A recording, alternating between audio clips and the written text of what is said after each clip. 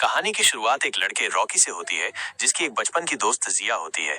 जिया Rocky से बहुत प्यार करती है, लेकिन इस समय वो एक क्रूर राजा की गुलाम थी, जो अपनी प्रजा से जबरदस्ती काम करवाता था। जिया इसलिए रॉकी से मिल नहीं पाती थी। जब भी वो रॉकी से मिलती, तो यही कहती कि इन सब मजबूर लोगों को सिर्फ एक इंसान ही उस राजा के चंगुल से निकाल सकता है, और वो है जकाल। रॉकी भी इस बात से सहमत था, इसलिए दोनों जकाल की मदद मांगने का फैसला करते हैं। इसके बाद दोनों जकाल के बारे में जानकारी जुटाने लगते हैं। उन्हें पता चलता है कि उस राजा ने जकाल के कीमती खजाने, उसकी सारी शक्तियां और उसकी आंखें भी चुरा ली थीं। जिया को जकाल की आंखों का पता चलता है और वो एक नक्शा लेकर रॉकी के पास आती है। वो बताती है कि जहां जकाल की आंखें रखी हैं, वहां बहुत कड़ा इंतजाम है, लेकिन रॉकी को छुपकर सेना से बचते हुए वहां पहुंचना होगा। जिया चाहती है कि रॉकी उस आंख को लाकर जकाल को दे दे, ताकि वो उनकी मदद करे और सब खुशी खुशी रहें। रॉकी जिया की बात मानकर उस जगह पर पहुंच जाता है। वहां पहुंचकर उसे बहुत खतरा महसूस होता है, क्योंकि हर तरफ बिच्छू घूम रहे थे। लेकिन रॉकी चालाकी से उन सभी जाल से बच निकलता है और जकाल की आंख उठा लेता है। आंख इतनी चमक रही थी कि बिच्छू उसकी तरफ नहीं आ पाते। काम पूरा करके रॉकी वापस जिया के पास आता है। जैसे ही वो घर में आते हैं, राजा के सैनिक उन्हें घेर लेते हैं, क्योंकि मंत्री को पता चल गया था कि उन दोनों ने जकाल के नक्शे और खजाने के साथ छेड़छाड़ की है। मंत्री रॉकी से पूछता है कि उसने क्या चुराया है। रॉकी चालाक था, इसलिए उसने नक्शा चुराते समय कुछ खजाना भी चुरा लिया था। वो हंसते हुए अपनी जेब से खजाना निकालकर मंत्री को दे देता है, लेकिन जकाल की आंख के बारे में कुछ नहीं बताता। फिर भी मंत्री उसे और जिया को सोना चुराने के जुर्म में उम्र कैद की सजा सुना देता है। जैसे ही सैनिक उन्हें पकड़ने आते हैं, रॉकी तुरंत जकाल की आंख बाहर निकालता है। आंख की तेज रोशनी से सैनिक चौंधिया जाते हैं, और इसी का फायदा उठाकर रॉकी और जिया वहां से भाग निकलते हैं। जब वो कुछ दूर भागते हैं, तो मंत्री का एक तीर जिया को लग जाता है। वो गिरते ही गिरती है कि रॉकी उसे पकड़ लेता है और उसे एक पुराने खंडर में लेकर जाता है। वहां उन्हें पता चलता है कि जकाल भी उसी खंडर में रहता है। दोनों खंडर के अंदर जाकर जकाल को पुकारते हैं। रॉकी कहता है कि तुम्हारी आंख मेरे पास है, अगर तुम्हें फिर से जिंदगी देखनी है तो मेरा एक काम करना होगा। ये सुनकर जकाल अपनी आंख मांगता है, लेकिन रॉकी कहता है कि पहले उसे उसका काम करना होगा। जकाल को बहुत गुस्सा आता है, क्योंकि वो एक भगवान था और रॉकी एक आम इंसान। दोनों में लड़ाई शुरू हो जाती है, लेकिन रॉकी जकाल के हर हमले से बच जाता है।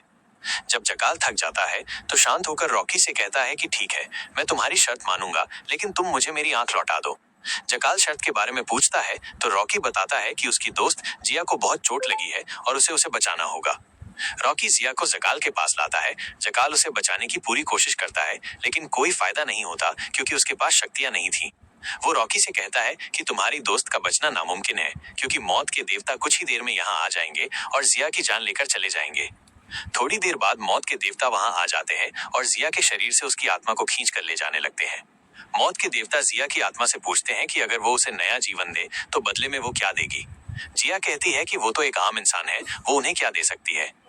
यहाँ हमें पता चलता है कि मरने के बाद भी इंसान मौत के देवता से अपनी जान का सौदा कर सकता है। अगर कोई मरा हुआ इंसान सोना चांदी या कोई और महंगी चीज दे देता है, तो मौत के देवता उसकी जान बख्श देते हैं और उसे जिंदा करके वापस दुनिया में भेज देते हैं। लेकिन जिया के पास कुछ नहीं था, कस्टमर रहेगी, और इसलिए मौत के देवता को उसकी आत्मा को खींचकर यमलोक ले जाना पड़ता है। रॉकी बहुत गुस्से में था और वो जकाल को उसकी आंख देने से मना कर देता है। वो पूछता है कि इतनी शक्तिशाली होने के बावजूद भी उसने जिया की जान क्यों नहीं बचाई। ये सुनकर जकाल का गुस्सा और बढ़ जाता है और वो रॉकी को तेजी से पकड़ लेता है। इससे पहले कि जकाल उसे मार देता, रॉकी अपनी जान बचाने के लिए जकाल को उसकी आंख लौटा देता है।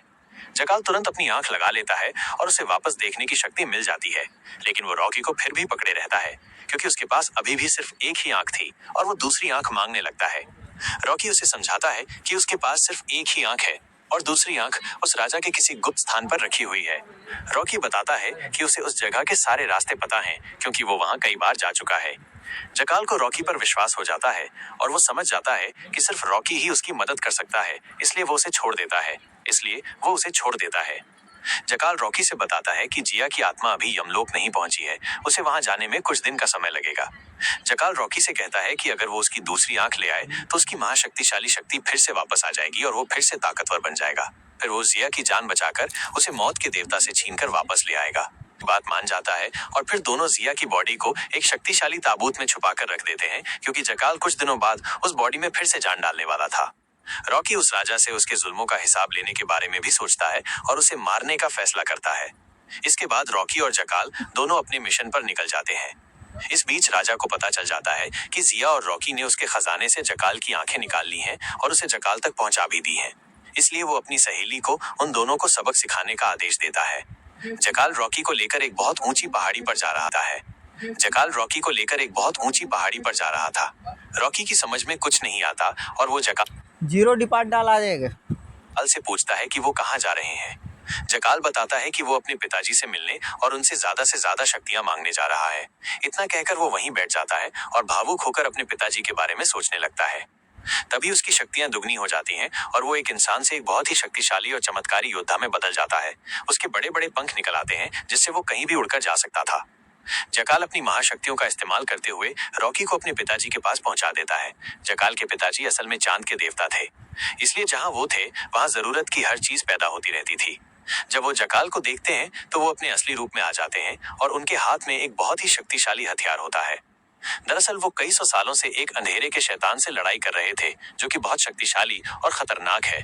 वो पूरी दुनिया में अंधेरा और तबाही फैलाना चाहता था, लेकिन चांद के देवता उसकी हर शक्ति को नाकाम कर देते थे और अपनी शक्ति का इस्तेमाल करके उस काले अंधेरे को दूर फेंक देते थे। वो एक तरह से पूरी दुनिया को बचाने का काम कर रहे थे। जकाल अपने पिताजी के पास आता है और उन्हें सारी बातें बताता है। वो उस राजा की हरकतों के बारे में भी बताता है और कहता है कि उसी ने उसके गुरुजी को भी मारा था। उसकी दोनों आंखें निकाल ली थीं और पूरे राज्य पर जोर जबरदस्ती करके अपना कब्जा जमा लिया है।